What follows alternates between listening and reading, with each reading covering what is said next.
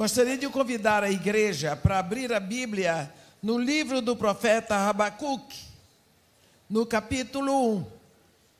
Habacuque, capítulo 1. Vamos ler até o versículo 11. Amém? Sentença revelada ao profeta Habacuque. Até quando, Senhor, clamarei eu e tu não me escutarás? Gritar-te-ei violência, mas não salvarás? Porque me mostras a iniquidade e me fazes ver a opressão? Pois a destruição e a violência estão diante de mim, há contendas e o litígio se suscita. Por esta causa, a lei se afrouxa e a justiça nunca se manifesta, porque o perverso cerca o justo, a justiça é torcida. Vede entre as nações, olhai, maravilhai-vos e desvanecei, porque realizo em vossos dias obra tal, que vós não crereis quando vos for contada. Pois eis que eu suscito os caldeus, nação amarga e impetuosa, que marcham pela largura da terra para apoderar-se de moradas que não são suas. Eles são pavorosos e terríveis e criam eles mesmos o seu direito e a sua dignidade. Os seus cavalos são mais ligeiros do que os leopardos, mais ferozes do que os lobos ao anoitecer são os seus cavaleiros que se espalham por toda parte. Sim, os seus cavaleiros chegam de longe, voam como águia que se precipita a devorar. Eles todos vêm para fazer violência. O seu rosto suspira por seguir avante. Eles reúnem os cativos como areia. Eles escarnecem dos reis. Os príncipes são objeto do seu riso. Riem-se de todas as fortalezas, porque amontoando terra as tomam. Então passam como passa o vento e seguem. Fazem-se culpados estes, cujo poder é o seu Deus. Amém. Eu creio que todos nós como igreja temos orado tanto pelo Brasil e pela situação que está acontecendo no mundo, porque às vezes nós temos a tendência de achar que as coisas estão muito ruins no Brasil e achamos que lá fora está melhor. Precisamos saber que Deus ainda é Deus e será sempre Deus. A situação está difícil para nós no Brasil porque nós estamos no Brasil. Mas se estivéssemos morando na Europa, saberíamos que está difícil lá, ou mesmo nos Estados Unidos e Canadá, no Oriente Médio, no Extremo Oriente, porque a terra tem dias contados. O mundo tem seus dias contados e aquele que está comandando não dorme. A Bíblia diz que ele não tosqueneja. Mas vamos usar esse exemplo, esse sentimento e o clamor de Habacuque, que viveu numa época como nós estamos vivendo. Esse profeta Habacuque, que é um dos profetas menores, ele foi contemporâneo de Naum, de Sofonias e de Jeremias, exatamente no momento em que os caldeus, lá da Babilônia, eram conhecidos como os poderosos. E Habacuque conhecia muito bem a escritura do Antigo Testamento, porque ele era um teólogo competente, e ele era seguramente um sacerdote, que então é chamado para um ofício maior, um ofício de profeta. No tempo em que Habacuque viveu, a sua maior luta era compreender que tempo é esse que eu estou vivendo. essas coisas que estão acontecendo aqui não combinam com o que deveria ser. Quero lembrar aos irmãos que ele viveu exatamente sabendo da decadência que aconteceu em Judá desde o reinado de Josias. Nós lembramos aqui que Josias, ele era neto de Manassés, que já foi um rei que fez mal o que era diante do Senhor. Filho de Amon, que fez o que era mal diante do Senhor. Esse Josias se levanta e quando tinha 28 anos, então foi encontrado pelo sumo sacerdote Ilquias o livro da lei que estava perdido há muito tempo, que estava escondido há muito tempo dentro do templo do Senhor, que estava completamente estragado. O templo, e lá dentro se adorava Baal, se adoravam os postes ídolos, se adorava o exército dos céus, tinham prostitutas cultuais, tudo dentro do templo de Deus. Você pode imaginar. Esse rei Josias, ele se virou, ele fez o melhor, restaurou tudo, pediu perdão a Deus. Mas Deus diz para ele, pela profetisa Uda: tu não vais ver o que eu vou fazer, porque eu vou te tirar daqui, vai morrer. Mas o julgamento vem sobre Judá. Então ele morre, e quando ele morre, o filho dele, Joaquim, é levado ao reinado. O filho morre, Joaquim, o neto, só que o filho já fez o que era mal diante de Deus, o neto já fez, e assim Nabucodonosor invade, leva para o cativeiro. Nós vamos ver esse profeta, às vezes eu tenho a impressão que ele tinha a mesma dor que está acontecendo no coração de cada filho de Deus hoje. No versículo 2, ele diz assim: até quando, Senhor, clamarei eu e tu não me escutarás? Gritar-te-ei violência e não salvarás. Desde quando nós oramos pelo Brasil? Desde quando fazemos congressos de oração? Desde quando fazemos campanhas de oração pela nação? Nós estamos e perguntamos por quê? Porque as coisas não mudam e diante dos nossos olhos vemos as coisas se degenerando cada vez mais. Famílias, costumes, tudo. A mentira é entronizada, a violência está aí. Ele sabia que o reino de Judá estava se deteriorando rapidamente.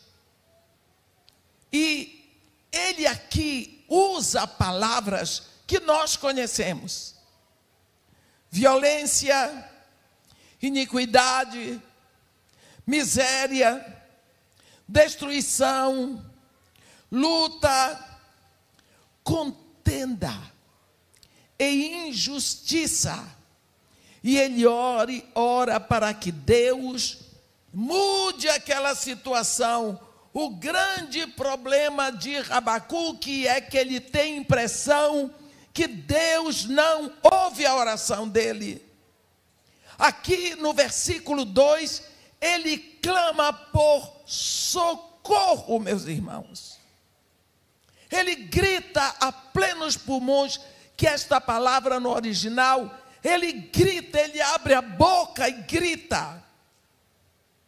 E assim, ele fica muito abatido diante da indiferença de Deus, porque é isso que ele pensa. Deus não responde a minha oração. Deus não se envolve na nossa situação. Deus não muda essa situação. A causa dos problemas. Está escrito no versículo 4. Por esta causa, a lei se afrouxa. A justiça nunca se manifesta, porque o perverso cerca o justo. E a justiça é torcida. Este é um assunto, meus irmãos, que estava acontecendo no tempo do profeta Abacuque. Para nós parece tão atual. Nós estamos vivendo isso hoje. Eu não estou aqui apregoando contra o governo brasileiro.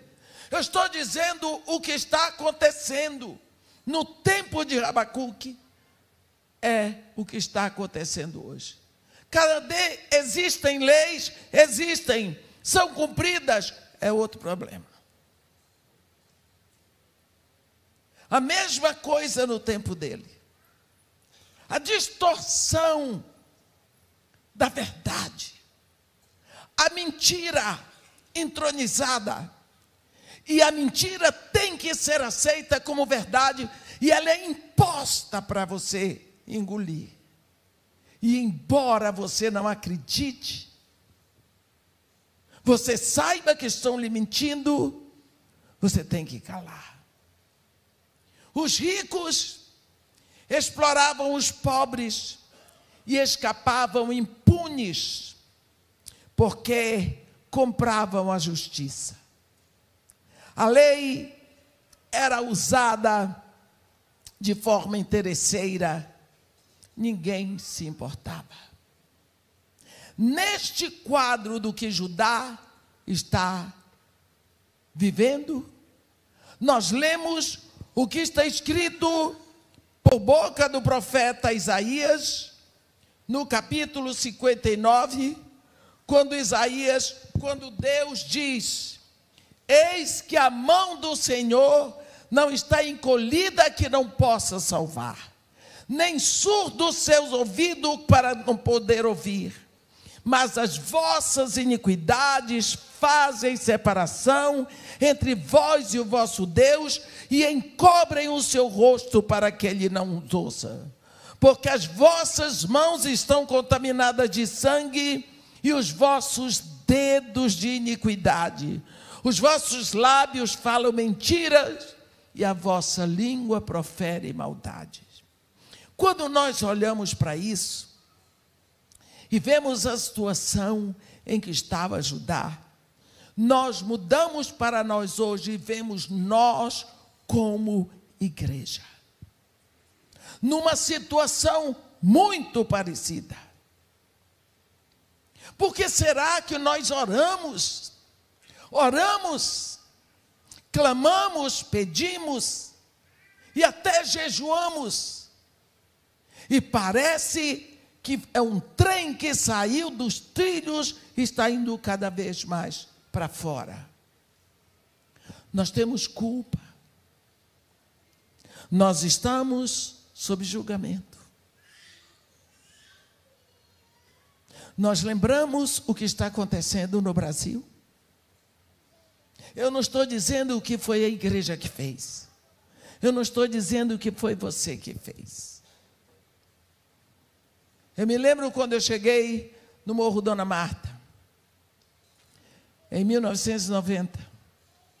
Lá tem um valão, e eu via abortos descerem no valão.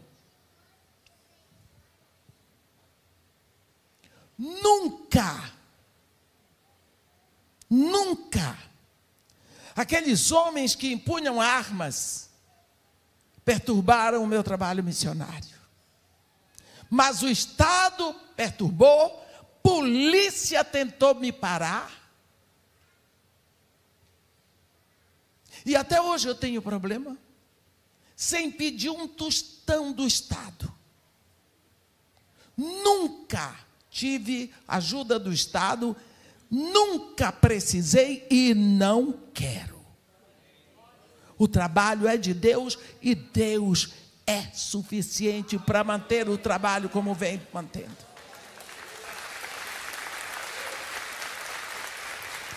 Então, Eu sei o que se passa por debaixo nesse submundo. Eu não vou falar, porque eu tenho filho que pode morrer amanhã, neto. E nós sabemos em que país e em que situação mundial nós estamos vivendo. O que eu quero dizer é que as coisas que têm acontecido no Brasil já há muito tempo, elas vêm contaminando. A ferida chegou a tal ponto que nós não podemos ver cura. A igreja, nós deturpamos o evangelho. Deus diz: trazei todos os dízimos à casa do tesouro para que haja mantimento. Sim, mantemos a riqueza. Será que nós temos enviado missionários? Será que nós temos sustentado ações para pregar o evangelho de Jesus Cristo? Porque, meus irmãos, quando Jesus Cristo fez o seu sermão profético no Monte das Oliveiras, ele disse tudo o que ia acontecer. O último versículo ele diz: e este evangelho será pregado a todos, a todas as nações, como testemunho, e então virá o fim. Quando você vê aquela profecia de Jesus, meus irmãos, é Deus dizendo o que vai acontecer, porque Jesus Cristo é Deus. Ele diz, e isso vai acontecer. Abra hoje, depois do almoço, Mateus 24, ponha ponto por ponto, você vê que tudo está cumprido, menos o último item: este evangelho será pregado a todos, e então virá o fim. Meus irmãos, todos aqueles que têm que ouvir, precisam ouvir. E Deus não colherá da terra o seu precioso fruto, que é a igreja, se todos não tiverem tido a oportunidade. Então, vira o nosso querido irmão Paulo de Tarso em Romanos 10 e diz: como ouvirão se não lhes é pregado? E como pregarão se não são enviados? Será que a igreja está se incumbindo de enviar missionários, de pregar esse evangelho? Será que nós estamos cumprindo a nossa missão como igreja de Jesus Cristo? O que eu tenho visto, logicamente não é da minha conta, mas eu rodo demais. É uma igreja muito envolvida em eventos e em outras coisas tantas. Mas a igreja com compromisso de pregar o evangelho, meus irmãos, o mundo precisa ouvir. O mundo precisa ouvir. Nós temos o cacife, nós temos um cheque em branco, nós temos autoridade, nós temos o poder.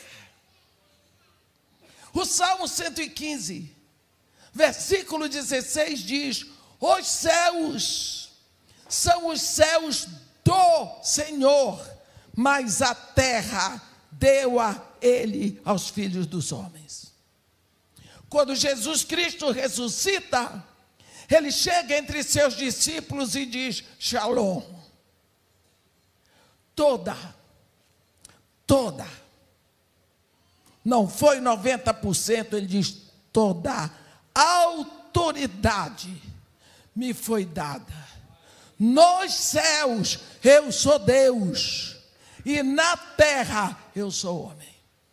Portanto, agora vocês vão fazer discípulos de todas as nações, ensinando a eles o que eu vos tenho ensinado. É só isso que ele deixou para fazermos. Vocês fiquem aqui até que do alto sejam revestidos de poder. 10 dias depois que ele tinha subido, ele enviou o poder, o Espírito Santo. Essa igreja começa a sair e a viver a perseguição. E hoje, a igreja vai ser perseguida no Brasil por quê? Está fazendo nada. Nos reunimos nos nossos templos com ar-condicionado, graças a Deus, com cadeiras confortáveis, graças a Deus, bebedor com água gelada, graças a Deus. Não é? Aonde nós estamos fazendo discípulos? Está sendo discipulado um povo dentro aqui, graças a Deus. Mas eu quero falar de modo pessoal. Você, meu irmão, você já recebeu. E nós entramos agora no último mês do ano. Você fez algum discípulo este ano? Ah, irmã, mas quem sou eu? Você é filho de Deus ou não é? Se você é filho de Deus, você recebeu esse compromisso. Você recebeu essa incumbência. Fazer discípulos, será que você está fazendo? Quem sou eu, irmão? Não fiz seminário. Não sei pregar. Por que tem que saber pregar? Jesus Cristo disse para fazer, ensinando a ele o que Jesus nos ensina.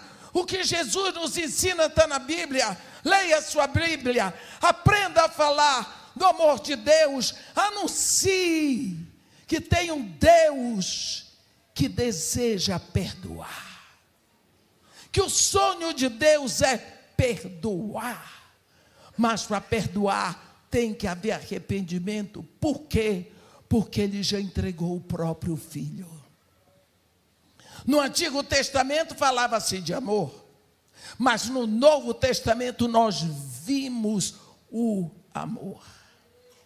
Hoje, nós sentamos no Brasil e nós vemos o carnaval.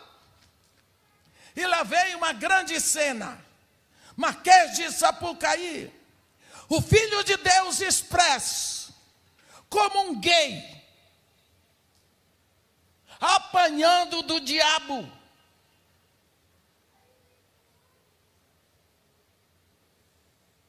E todo mundo batendo palma e sambando. Ah, mas isso é arte do inferno, sim. E por quê? Que lembram nessa hora o que aconteceu com o Filho de Deus. E nós, a igreja, reclamamos disso. Será que nós estamos gritando como o profeta Abacuque? Será que nós estamos pedindo socorro? O que nós estamos deixando para os nossos filhos e netos? Uma nação corrompida. Leis que não prestam para nada. Injustiça vigorando, mentira entronizada. Isso nos assusta. Isso nos assusta. Mas nós, assim como o povo de Judá precisava de disciplina, de julgamento, nós também estamos precisando. Tudo que está acontecendo no Brasil faz parte de um curso normal de coisas. Nós vemos no versículo 5 ao versículo 11, quando o profeta acabou de dizer: socorro, socorro, a lei se afrouxa, Senhor, e a justiça nunca se manifesta, meu Deus, porque o perverso cerca o justo, e a justiça é torcida. Aí Deus responde ao profeta, mas Deus não responde ao profeta dando uma explicação, porque Deus não nos deve explicações. Ele responde dando uma revelação, não é? Lembrando ao profeta que ele é Deus e que ele está trabalhando entre as nações, embora Abacuque não pudesse perceber. O que Deus está planejando é exatamente incompatível com o que Abacuque pensa. Com o que Abacuque pensa de um Deus que é amor, que é misericordioso, que é bom, que é poderoso, que pode fazer todas as coisas, sim. Deus está planejando a punição. Aquilo que o homem semear, isso também ceifará. Meus irmãos, nós somos responsáveis por aquilo que plantamos. Se eu quero colher limão, eu planto uma semente de limão. Se eu quero colher abóbora, eu planto uma semente de abóbora. Nós temos semeado errado. O Brasil tem semeado errado.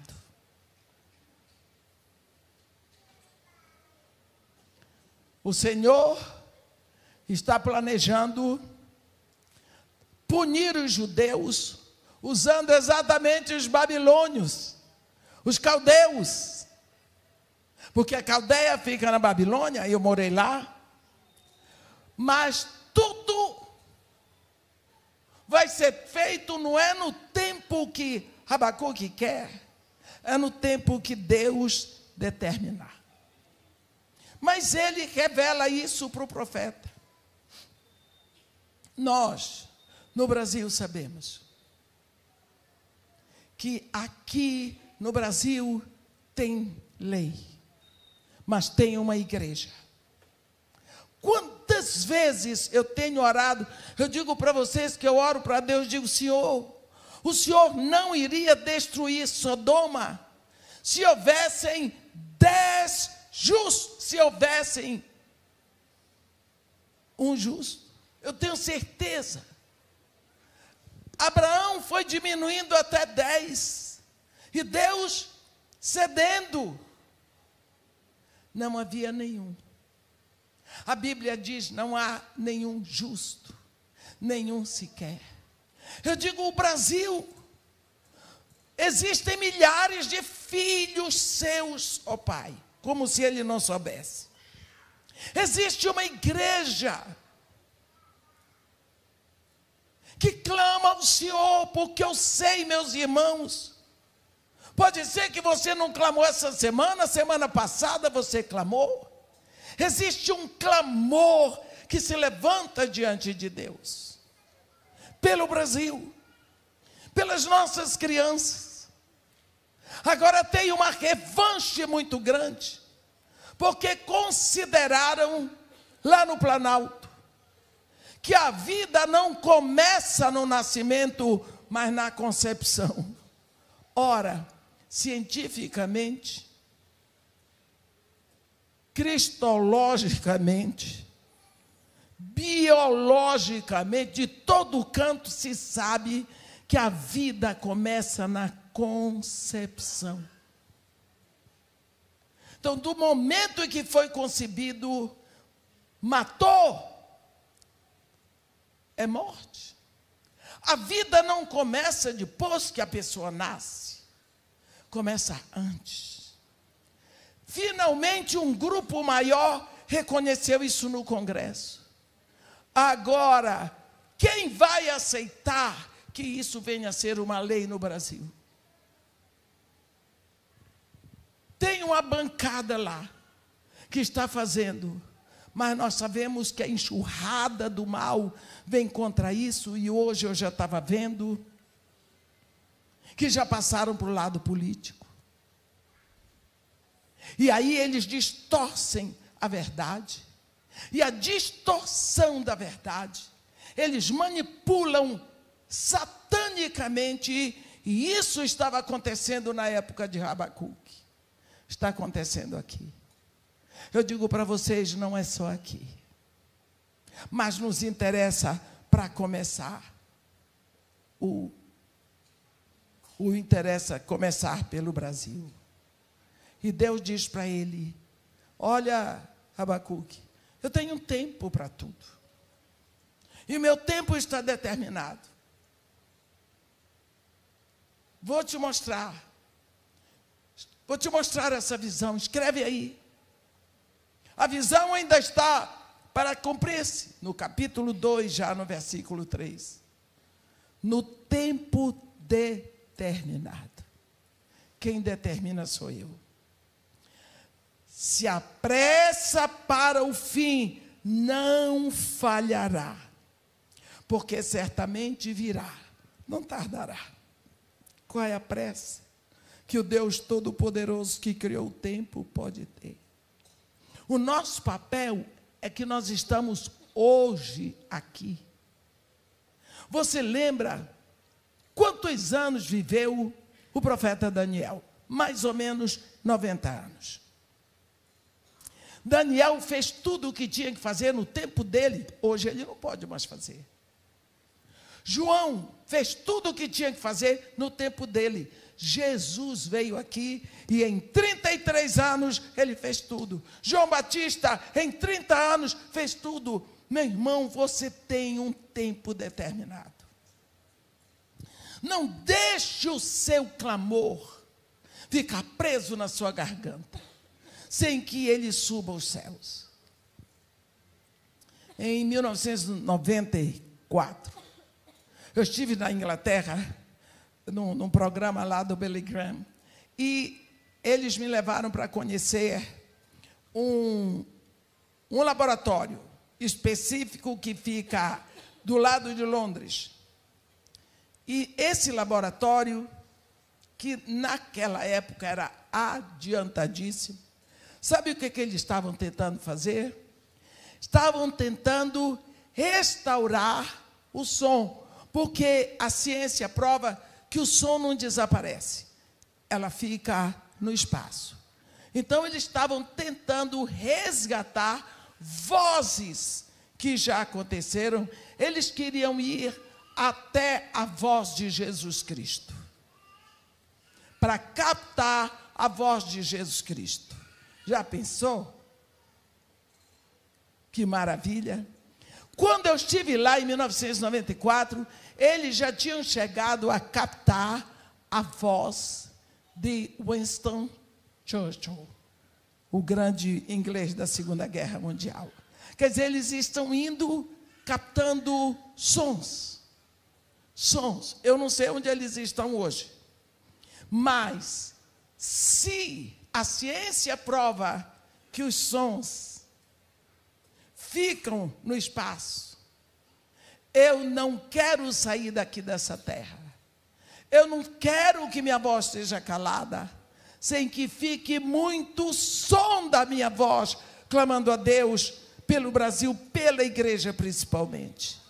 Nós precisamos saber que existe um som, e eu disse para eles, existe um som que eu quero que vocês captem, e não é o som da voz de Jesus. A Bíblia diz que os 4 seres viventes diante do trono de Deus não se cansam de clamar, nem de dia nem de noite: Santo, Santo, Santo é o Senhor, toda a terra está cheia da sua glória. Você pensa o que é isso? Desde que existe a terra, eles não param de dizer. Então este universo está impregnado desta voz de santidade. E eu tenho esperança que eles captem, embora nós não precisemos disso, porque a voz da santidade já veio habitar dentro de nós. Nós sabemos, pelas coisas que estão na Bíblia, que tudo se encaminha para um desfecho final. Sabemos que os últimos dias começaram no dia de Pentecostes, Atos 2, versículo 17. Então, daqui a pouco chegaremos a completar o segundo milênio, desde Pentecostes. Deus é Deus organizado. Não importa o que esteja acontecendo hoje, nada vai impedir o plano de Deus. Nós lemos muito bem isso no Salmo de número 2, aonde a Bíblia diz assim: por que se enfurecem os gentios e os povos imaginam coisas vãs? Vocês podem imaginar que as pessoas hoje tentam e anunciam o que se passa na cabeça do Trump. Parece que eles estiveram lá e o Trump confidenciou com eles. Eles dizem, não, ele está fazendo isso porque ele quer tal coisa. O que o Putin está pensando, o que o Zelensky está pensando, ou aquele Tinguninho, não sei o que, da Coreia, que eu não sei o nome dele, o da China, eles dizem, não, eles estão pensando isso, é porque a nossa mídia aqui tentem adivinhar tudo. E a Bíblia diz, por que se enfurecem os gentios e os povos imaginam coisas vãs? Os reis da terra, os presidentes, os ministros se levantam e os príncipes, os seus conselhos, conspiram contra o Senhor e contra o seu ungido. Vamos fazer mesmo, que Deus, que nada. Tem nada disso, não, é como nós queremos e não como Ele quer. Matem, tem que ser como queremos. Rompamos os seus laços e sacudamos de nós as suas algemas, os seus mandamentos, os seus tabus. E a Bíblia diz, ri-se aquele que habita nos céus. O Senhor zomba deles. Na sua ira, seu tempo lhes há de falar, e no seu furor os confundirá. Nós sabemos que há um tempo determinado de Deus para um basta em todas essas coisas. Mas enquanto o tempo de Deus não se completa, nós temos o tempo para clamar a Deus, para que Deus abra espaço para evangelização, para que Deus abra espaço para nós anunciarmos a salvação o mais rápido possível, porque tudo se encaminha para um desfecho final. O problema é quando nós queremos apressar a ação de Deus. Quando Deus fala, é como uma semente que cai na terra. Precisa de tempo para germinar, para depois brotar. Toda mãe sabe disso, né? Primeiro a semente no ventre, aí vem a gravidez, tem a crescimento dentro do ventre e finalmente o dia de nascimento. E Deus diz, se tardar, espera, porque se apressa para o fim e se cumprirá. Nós precisamos lembrar o que Jesus diz. E Jesus profetizou, e os profetas anunciaram, e nós olhamos nos profetas do Novo Testamento, nossos irmãos Paulo, Pedro, Tiago, João, Judas, toda essa gente nos avisou do que estaria acontecendo hoje. Mas no meio dessa confusão que está, existe uma igreja apaixonada pelo Evangelho. Você precisa fazer discípulos no lado da sua casa. àquele que tem um escritório do seu lado. Se você não sabe como fazer, porque eu acho que ninguém sabe, nem eu, chame para orar. Fulano, deixa eu orar pela sua família, e comece. E na oração, você prega o evangelho para Jesus Cristo, que é para ele ouvir. Vai orando. Todo mundo tem filho que precisa. A família precisa. Porque existe uma necessidade no coração de cada homem. Entra nessa brecha. Ora. Faz o discípulo. Se ocupe dele. Não espere que ele se renda a Jesus Cristo. Não é da sua conta. Tem que ser semeado. A Bíblia diz, um planta, outro rega, outro vai colher. Quem dá o crescimento é Deus. Ao Senhor pertence a salvação. A mim pertence o dever de anunciar. E Deus é que salva. Não sou eu. Não se apresse. Apenas ore. Talvez você ouça uns 2 ou 3 desaforos. Não tem problema. Um desaforinho aqui, outro ali.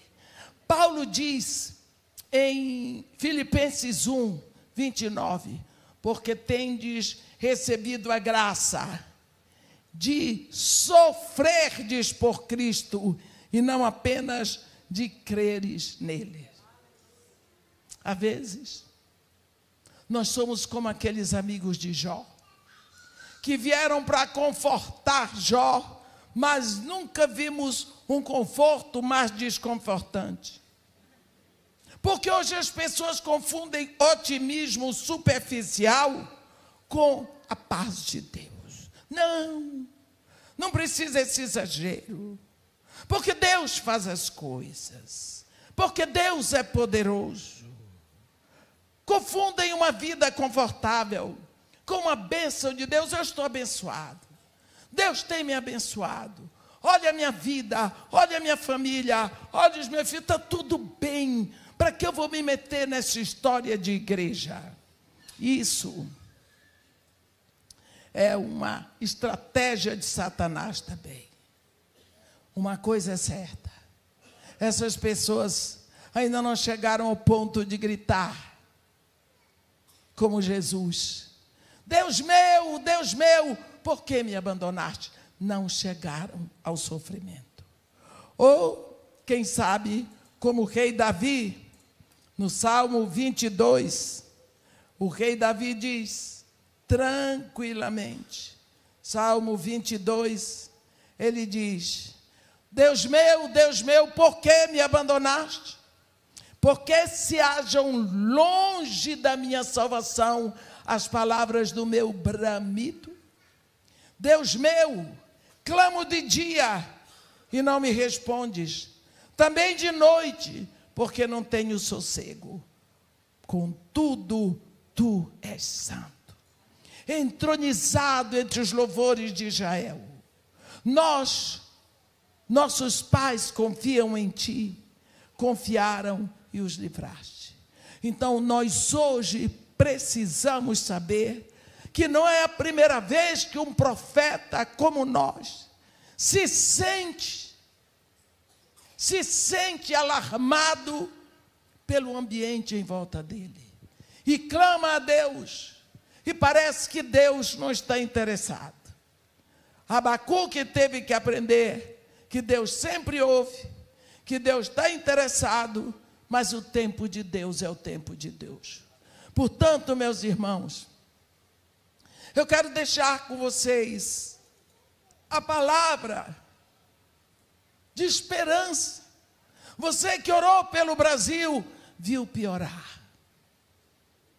Você que ora todos os dias e clama e vê as coisas piorando, não desista. Você que clama, que chora, não desista.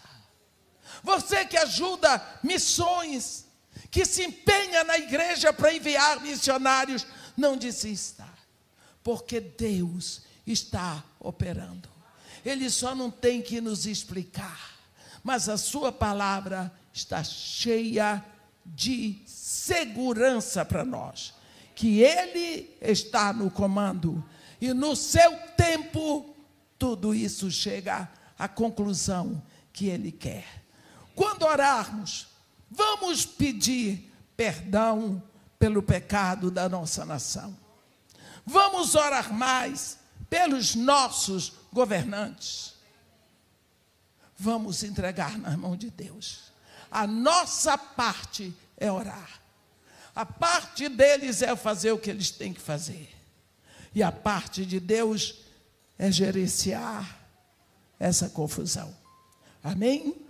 Que Deus nos abençoe e nos guarde. Que faça resplandecer seu rosto sobre nós. E tenha misericórdia de todos nós.